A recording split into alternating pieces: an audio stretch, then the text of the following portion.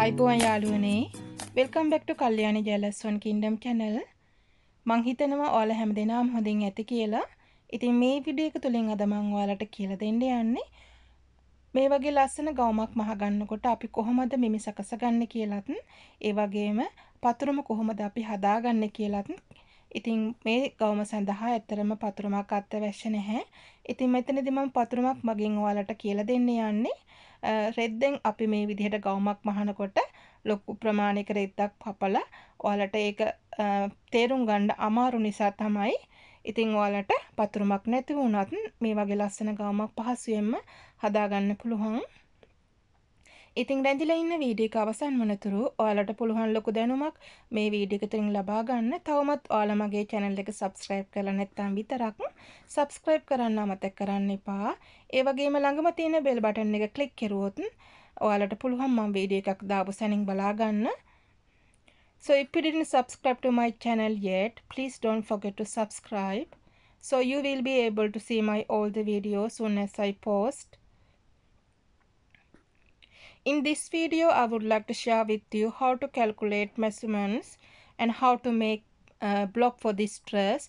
In my next video, I would like to share with you how to make this beautiful dress. And please don't forget to come back. So let's see how we're going to calculate these measurements. ඉතින් මම මේ සඳහා අරගෙන තියෙන මිමි තමයි මේ තියෙන්නේ. උරේ සඳහා මම අඟල් 14ක් අරගෙන තියෙනවා. ඉතින් ගවුමේ පිටුපස කර ගැඹුර අඟල් 5මාරක් වෙන නිසා මම ඔයාලට කලිනුත් කියලා දීලා තියෙනවා. ඉතින් උරහිස කර අපි එකේ ඉඳලා 5 වෙනකොට වැඩි වෙනකොට උරහිස පළල දෙකට බෙදලා එකෙන් එකක් අඩු කර ගන්න ඕනේ. ඉතින් 5ට වඩා අපි වැඩි කර ගන්නකොට අඟල් 1මාරක් අඩු කර ගන්න ඕනේ. පිටුපස කර ගැඹුර 9ට වඩා තවත් වැඩි වෙනවා නම් අපි උරහිස දෙකට බෙදලා එකෙන් අඟල් 2ක් අඩු කර ගන්නවා. ඉතින් මම කලින් වීඩියෝ වලත් ඔයාලට මේ ගැන කියලා දීලා තියෙනවා. ඉතින් අපි බලමු කොහොමද මේ පතුරුම නිර්මාණය කරගන්නේ කියලා. ඉතින් මගේ මේ උරහිස මිම්ම මම කලින් කියා වගේ දෙකට බෙදාගෙන ඒකෙන් එකමාරක් අඩු කරගෙන තියෙනවා. දැන් මම මෙතනදී මේ රේඛාවට කලින් මගේ ඉදිරියෙන් මගේ වම් අත පැත්තෙන් මම තවත් රේඛාවක් ඇඳගෙන තියෙනවා. එතනදී මම මැද නැම්ම කියලා ලියාගෙන තියෙනවා. ඒ වගේම මම මෙතනදී උරහිස 5මාර ලකුණු කරලා කර පළල අඟල් 3ක් ලකුණු කරගන්නවා.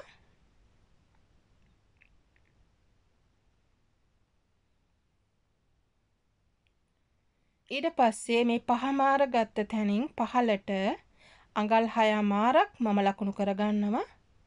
ඉතින් මේ 6මාර තමයි අපේ අතේ උස විදිහට අපි පාවිච්චි කරන්නේ.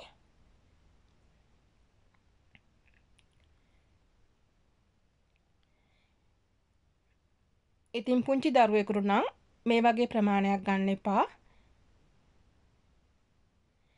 ඒ වගේ පොඩි ළමයෙකුට මහනවා නම් ඔයාලා මීට වඩා අඩුවෙන් තමයි පාවිච්චි කරන්න ඕනේ. දැන් ඔයාලට පේනවා මම මේ 6මාරක් ගත්ත තැනින් මේ විදිහට තිරස් රේඛාවක් ඇඳගත්තා. ඊට පස්සේ මගේ පපුව වටමින්ම මං 4ට බෙදාගෙන මේ විදිහට ලකුණු කරගන්නවා. ඒකට එකකුත් මම එකතු කරගත්තා. ඒකට හේතුව තමයි අපි මේක ඉලාස්ටික් එක දාලා මහනවා තමයි. ඒ වුණාට අපි මේකට මැද විවරයකුත් දාන නිසා මම මෙතනට තව අඟලක් එකතු කරගත්තා. මේ ඉදිරියෙන් මම තියාගෙන තියෙන්නේ මට මේ ඉලාස්ටික් එක සඳහා මම වැඩිපුර ගන්න කොටස මම ඔයාලට මීට කලින් වීඩියෝ එකේ කියලා දුන්නා. අපි මේ වගේ බේබි ඉලාස්ටික් එක යොදාගෙන ඇඳුමක් නිර්මාණය කරගන්නකොට අපි ගන්න රෙදිවල පළල ප්‍රමාණය 2කින් වැඩි වෙන්න ඕන. ඉතින් අඩුම මාසෙකින් 1මාරකින්වත් වැඩි වෙන්න ඕන. ඉතින් 2කින් වැඩි කරලා ගත්තොත් අපිට මේ ලස්සන මේ රැලි ලබා ගන්න පුළුවන් බේබි ඉලාස්ටික් යොදාගෙන. ඉතින් ඔයාලා මේ විදිහට ඔයාලගේ පපුව මෙන්න 4ට බෙදාගෙන ඒකට එකක් එකතු කරලා මේ විතර ලකුණු කරගන්න ඕනේ. මම මේ ඉදිරියෙන් තව මට අඟල් 9ක් හො ඊට වඩා වැඩිපුර ගන්න අවශ්‍ය ගාන අඳ ගන්න ඉඩ නැති නිසා තමයි මම එතනට මේ විදිහට ඉරක් ඇඳලා මැද නැම්ම කියලා ලියාගෙන 9 කියලා දාලා තියෙන්නේ. දැන් මගේ කියන්නේ පපුව 32ක් තියෙන කෙනෙකුට අපි ඒක 4ට බෙදලා එකක් එකතු කරගෙන තියෙනවා. ඒ වගේම මෙතනදී මම ඔයාලට දෙයක් මතක් කරන්න ඕනේ. මගේ ගවුම් මෝස්තරේ මම නිර්මාණය කරුවේ බලවාටි 15ට හිටින්න. ඒ කියන්නේ මම ගත්ත රෙද්ද 45 පළල මීටර 3ක්. ඒ ගවුම් රෙද්ද ඩිසයින් එක අනුව මට බෝඩරේ එන්නේ 15ට. එතකොට ඉරට වාටිය එහෙම නැත්නම් මේ බල වාටිය තියෙන්නේ 15ට. ඒ නිසා මට මේ විදිහට මේ ගවුම නිර්මාණය කරන්න වුණා. එතකොට ඔයාලට පුළුවන් ඒ වගේ මෝස්තරයක තියෙන රෙද්දක් ගත්තාම ඒ වගේ බල වාටිය 15ට දාලා වුණත් ගවුමක් මහන්න. ඉතින් ඒ වගේ මම ඔයාලට කියන්න කැමතියි මෙතනදී මම පාවිච්චි කරුව රෙද්දේ පළල අඟල් 72යි. මම මැද මූට්ටුවක් බොත්තම් අල්ලලා විවරයක් දාපු නිසා මට මේ විදිහට සම්පූර්ණ රෙදි පළල 72 මම ගත්තා. ඉතින් ඒ නිසා ඔයාලට මේක රෙද්දේ පළල 72ක් පළල රෙද්දක් නැත්නම් ඔයාලට 45 පළල රෙද්දක් තියෙනවා නම් 36 පළල රෙද්දක් තියෙනවා නම් ඔයාලට පුළුවන් මේ 36 පළල රෙදි කොටස් දෙකක් පාවිච්චි කරලා මේ ගවුම නිර්මාණය කරන්න. ඉතින් මම කලින් කිව්වා වගේ මම රෙද්ද ගත්තේ හරහට නිසා. ඒ කියන්නේ මගේ බලවාටිය වාටි හිින තමයි මම මේ රෙද්ද උපයෝග කරගෙන මේ ගවුම මහගත්තේ. ඒ නිසා මට අවශ්‍ය ප්‍රමාණයට මේ රෙද්දේ පළල ගන්න මට පුළුවන් වුණා. ඉතින් මම කලින් කිව්වා වගේ ඔයාලට 36 පළල රෙද්දක් තියෙනවා නම් කොටස් දෙකකට මේ ගවුම කපාගෙන මහගන්න පුළුවන්. දැන් අපි මේ විදිහට මේ කොටස කපා ගත්තා. ඔයාලා හිතන්න මෙතන අඟල් 72ක් තියෙනවා කියලා. දැන් මැද විවරේ සඳහා අපිට මේ විදිහට අඟල් දෙකක් අවශ්‍ය වෙනවා. ඉතින් අඟලක් ගත්තත් කමක් නැහැ. ඒත් අපි මේ රෙද්ද ගොඩාක් ගණත්යෙන් වැඩි නැති රෙද්දක්. මේක සැටන් රෙද්දක්. සැටන් කිව්වට මේක ගොරෝසු රෙද්දක් නෙමෙයි. හරි සිනිඳු සැටන් රෙද්දක්. ඉතින් ඒ නිසා ලයිනින් අවශ්‍ය වෙන්නේ නැහැ. ඉතින් මේ විදිහට විවර සඳහා අපි තියාගත්තනේ මෙහුම් වාසි එක පැත්තක අඟලක්. එතකොට මම වම් පැත්ත සඳහා මේ විදිහට දකුණු පැත්ත සඳහාත් අඟල නමාගෙන තියෙනවා. අඟලක් ඇතුළට අඟලක් උඩට. ඒ කියන්නේ එක පැත්තක විවරේ සඳහා මම අඟල් දෙකක් පාවිච්චි කරලා තියෙනවා.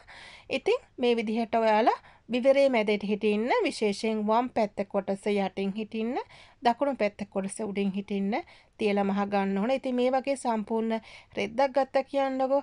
එතකොට අපිට පුළුවන් මේ විදිහට ඉස්සෙල්ලාම වාටිය මහ ගන්න ඕනේ. පුංචි වාටියක්.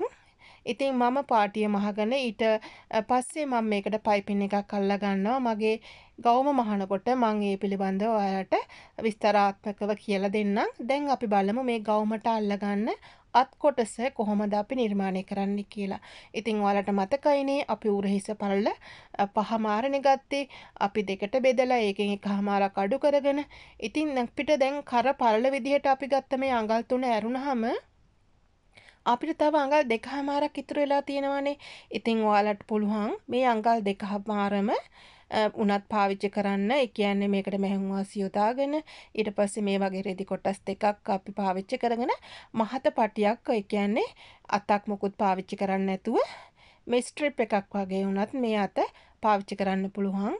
එහෙමත් නැත්නම් මගේ ගවුමට මම මහලා තියෙන අත වගේ අතක් පාවිච්චි කරන්නත් පුළුවන්. ඉතින් මම ඔයාලට දැන් කියලා දෙනවා මේ පුංචි අත් කොටස අපි කපලා ගත්ත ඒ ප්‍රමාණය උපයෝග කරගෙන කොහොමද අපි මගේ ගවුමට මහලා තියෙන මේ අත නිර්මාණය කරගන්නේ කොහොමද කියලා ඔයාලා හිතන්න. දැන් මෙතන අඟල් 72ක් තියෙන රෙද්ද. දැන් මම මේ ලකුණු කරගත්තේ මගේ කර පළල. එක පැත්තකට 3ක් නේ මම ගත්තේ. මේ 3 ලකුණු කරගත්තා. එතකොට ඔයාලා හිතන්න මට ඕනේ මේ වගේ පටියක් මගේ ගවුමට අල්ලන්න. එතකොට ඔයාලට තියෙන්නේ ඔයාලගේ පටිය හදාගෙන මේ විදිහට අඟල් 3ක් ඇරලා පටිය අල්ලගන්න. දැන් අපි බලමු මගේ ගවුමට අල්ලගෙන තියෙන මේ අත් ඩිසයින් එක කොහොමද අපි නිර්මාණය කරන්නේ කියලා. දැන් ඔයාලට මම මෙතනදී මැනලා පෙන්නනවා මගේ ගවුමට මම අල්ලලා තියෙන අතේ පළල, ඒ වගේම අතේ දිග. මෙතනදී මම අතේ දිග වෙනුවට අරන් තියෙනවා එක පැත්තක අඟල් 6මාරක්. ඔයාලට මතකනේ මම පතුරුම හදා ගන්නකොට කියලා දුන්නා. ඉතින් මේ අතේ පළල වෙනුවට මම අරන් තියෙනවා අඟල් 8මාරක්. ඉතින් ඔයාලට පුළුවන් අර අපි කපාගත්ත මතකනේ උරහිසෙන් කර කොටස අයින් කරලා අපි උරහිසේ පළල අපිට ආව අඟල් 2මාරක් අරගෙන අර පටිය උරහිසේ පළල කිව්වට මම කියන්නේ මේ අත් කොටසට අල්ලන උරහිසේ පළල අඟල් 2මාරක් තියෙනවනේ. ඒ වගේ කොටස් දෙකක් හරි තුනක් හරි ඒ කියන්නේ ඒ කොටස ඔයාලට දෙකෙන් වැඩි කරන්න පුළුවන්, තුනෙන් වැඩි කරන්න පුළුවන්. ඒ විතර වැඩි කරලා මේ අත් කොටස නිර්මාණය කරගන්න පුළුවන්. ඉතින් ඔයාලගේ ඊළඟ වීඩියෝ එකෙන් මම ඔයාලට කියලා දෙනවා මේ ලස්සන ගවම කොහොමද පයිපින් කරලා ලස්සනට මහගන්නේ කියලා. දැන් අපි බලමු මේ අත් කොටස කොහොමද නිර්මාණය කරගන්නේ කියලා. ඉතින් මේ සඳහා ඔයාලට කොලයක් අරගෙන මැද නැම්මක් තියාගෙන මේක නමා ගන්න ඕනේ. ඔයාලා හිතන්න මේ තියෙන්නේ ඔයාලා ගවමට අල්ලගන්න මේ රෙදි කොටස. දැන් අපි මේ අත් කොටස කපා ගන්න යන්නේ. මං කලින් කිව්වනේ මම මෙතනදී මගේ අත පල්ල වෙනුවට අරන් තියෙන අඟල් 8මාරයි. ඉතින් ඔයාලගේ කැමැත්ත පරිදි ඒක අඩු වැඩි කරගන්න පුළුවන්. ඉතින් මෙතනදී මං අතේ උස සඳහා අරගෙන තියෙන්නේ අඟල් 6මාරට අඟල් භාගයක් එකතු කරලා ඔයාලට පුළුවන් අඟලක් උනත් එකතු කරගන්න මෙහෙම වාසි සඳහා. ඉතින් මෙතනදී මං අඟල් භාගය දාගෙන අඟල් 7මාරක් කියලා ලියාගත්තට මෙතනදී ටෝටල් මේ සම්පූර්ණ එකතු වෙන්නේ අඟල් 7යි. ඉතින් මගේ අඟල හිතේ තිබුණු හින්දා තමයි මම මේ විදිහට 7මාර දාගෙන තියෙන්නේ.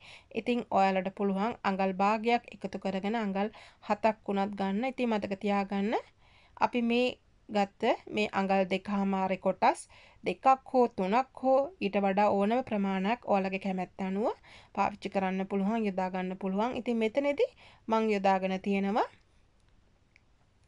අඟල් 9මාරක්. ඒ කියන්නේ මගේ රෙදි කොටසේ මම දෙකට නමාගෙන මැහුම්වල් සඳහා මම ඒකට අඟලකුත් එකතු කරගෙන මගේ මේ රෙද්දේ පළල මම 9මාරක් අරගෙන තියෙනවා. මතක තියාගන්න. ඔයාලට මේ වගේ රෙදි කොටස් දෙකක් අවශ්‍ය වෙනවා එක අතක් සඳහා. ඉතින් මං උඩින් මැද නැම්මක් තියාගෙන කපාගෙන තියෙනවා. මේ ඔන් ෆෝල්ඩ් කියන්නේ මැද නැම්මක් එක්කලා. ඉතින් මේ වගේ රෙදි කොටස් දෙකක් අපි කපා ගන්නවා එක අතක් සඳහා. අත් දෙකක් සඳහා රෙදි කොටස් 4ක් අපිට අවශ්‍ය වෙනවා. ඒ කියන්නේ ලයිනින් වලටත් එක්කලා. ඉතින් ලයිනින් දාන එක අත්‍යවශ්‍ය නැහැ. මෙතනදී මම ඔයාලට දකින්න ඇති මම ගවම පෙන්නනකොට මම මෙතනට පයිපින් එකක් අල්ලගෙන තිනවා. ඒ කියන්නේ පයිපින් කෝඩ් එකක් මම ඉදිරියේදී ඔයාලට කියලා දෙන්නම් පයිපින් කෝඩ් එකක් කොහොමද හදාගන්නේ කියලා. ඉතින් මම හිතනවා මම කලින් වීඩියෝ එකේ ඔයාලට කියලා දුන්නා පයිපින් කෝඩ් එකක් ආධාරයෙන් කොහොමද අපි ඩිසයින් එකක් කරගන්නේ කියලා. ඉතින් ඉදිරියට මම කියලා දෙන්නම් පයිපින් කෝඩ් කොහොමද හදාගන්නේ කියලා. ඉතින් මම පාවිච්චි කරන්නේ කඩෙන් ගත්ත පයිපින් කෝඩ් එකක් අද. ඉතින් මේ විදිහට ඔයාලා හිතන්න මේ අපි ගත්ත අත් කොටස දැන් අපි මේකට ලයිනින් දාලා කියලා හිතා ගන්න. ඊට පස්සේ අපිට මේ විදිහට කැමති ඩිසයින් එකකට රැලි කරගන්න පුළුවන්. චුටි රැලි දාගන්නත් පුළුවන්. අඟල් බාලක රැලි දාගන්නත් පුළුවන්. අඟලක දාන්නත් පුළුවන්. ඉතින් ඕනෑම ඩිසයින් එකකට ඔයාලට පුළුවන් රැලි දාගන්න. ඉතින් මේ වගේ අත්මෝස්තරයක් ඒ වගේම මේ වගේ කරක් එක්කලා ගවුමක් මහනකොට ඔයාලට මේ ඩිසයින් එක ඇත්තරම වෙඩින් ගවුම් වලට පවා පාවිච්චි කරන්න පුළුවන්. ඉතින් ගොඩාක් වෙලාවට මේක අවුට් ඔෆ් ෆැෂන් යන්නේ නැති ලස්සන අත්මෝස්තරයක් ඒ වගේම ගවුම් මෝස්තරයක්. ඉතින් ඔයාලට පුළුවන් මේ විදිහට කැමති ඩිසයින් එක රැලි කරගන්න. ඔයාලගේ කැමැත්ත පරිදි වෙනස් කරගන්න පුළුවන්. හැබැයි එකම අතට මම දැන් ඔයාලට මේක ස්ටේපල් ගහලා පෙන්නනවා. මේ අපි ගවුමේ අත කොටස අල්ලනකොට ඉදිරිපසට පිටිපසට ඒ රැලි කොටස් ඒ එකට ගැලපෙන්න අපි මහ ගන්න ඕනේ. දැන් මෙතනදී මම ස්ටේපල් ගහලා ඔයාලට පෙන්නනවා. මේ බලන්න. දැන් මේ විදිහට අපි එක පැත්තක රැලි කරගන්නවා නම් වමේ සිට දකුණට අපි එතකොට අපේ මේ අත් කොටසේ අනිත් පැත්තේ කියන්නේ වම් පැත්තත් අපි ඒ විදිහටම තමයි කරගන්න ඕනේ. අපි ෆේස් මාස්ක් සාමාන්‍යයෙන් මහන කොටත් එකම පැත්තට රැලි දාන්නේ ඒ වගේ තමයි. ඉතින් මේ විදිහට මම ස්ටේපල් ගහලා දැන් ඔයාලට පෙන්නනවා. ඉතින් මේ විදිහට මම ගොඩාක් කාලය අරගෙන ඔයාලට මේක කියලා දෙන්න යන්නේ. ගොඩක් පැහැදිලිව තේරුම් ගන්න. මොකද හැමෝගෙම දැනුම එක වගේ නැහැ. ඉතින් ඔයාලා දන්නවා මගේ මූලික පරමාර්ථය තමයි ගොඩක් සල්ලි ගෙවලා ක්ලාස් යන්න අමාරු අයට මේ වගේ හොඳ පාඩමක් ඉගෙනගෙන එයාලගේ ආදායම වැඩි දියුණු කරගෙන එයාලගේ ජීවිතේ සාර්ථක කරගන්න එක. ඉතින් මං හිතනවා මේක ගොඩාක් පිටුවහලක් වෙයි කියලා. දැන් ඔයාලට පේනවා. ඔයාලා හිතන්නකෝ දැන් මේ අපි හදාගත්ත මේ අත කොටස. හැබැයි අපි මේකට ලයිනින් යොදාගෙන නැහැ. ඔයාලා හිතන්න අපි මේකට ලයිනින් යොදාගෙන තියෙන්නේ කියලා. ඉතින් දැන් මේ මං කර පළල 3ක් ලකුණු කරගෙන තියෙනවා. ඔයාලට පේනවා අපි මේක මහ ගන්නකොට මේ විදිහට තමයි තියලා මහ ගන්න ඕනේ. මම ඒක ඊළඟ වීඩියෝ එකකින් ඔයාලට කියලා දෙනවා කොහොමද මේක පහසුවෙන් මහගන්නේ කියලා. ඇත්තටම මහන්න අමාරු නැති ලස්සන ගවුමක්. පොඩ්ඩක් වෙලාව යනවා අපිට ඉලාස්ටික් එක අල්ලගන්න. ඒ අරින්න මේ ගවුම පහසුවෙන්ම මහගන්න පුළුවන්. ඉතින් මට ගියා විනාඩි 20ක් වගේ කාලයක් මගේ බේබි ඉලාස්ටික් එක මහගන්න. ඉතින් ඔයාලට සමහර වෙලාවට චුට්ටක් විතර පැය භාගයක් වගේ යයි. ඒ වුණාට කාලේ ගියට කමක් නැහැ. මේ වගේ ලස්සන ගවුමක් මහවුවොත් ඔයාලට ඇත්තටම ලොකු සතුටක් ලබන්න පුළුවන්. ඒ වගේම වෙළඳපොළට දාලා ලොකු ආදායමක් ලබා ගන්නත් පුළුවන්. ඉතින් ඔයාලට පේනවා මේ වගේ අතක් අපි අනිත් පැත්තටත් මේ විදිහට අල්ල ගන්න ඕනේ.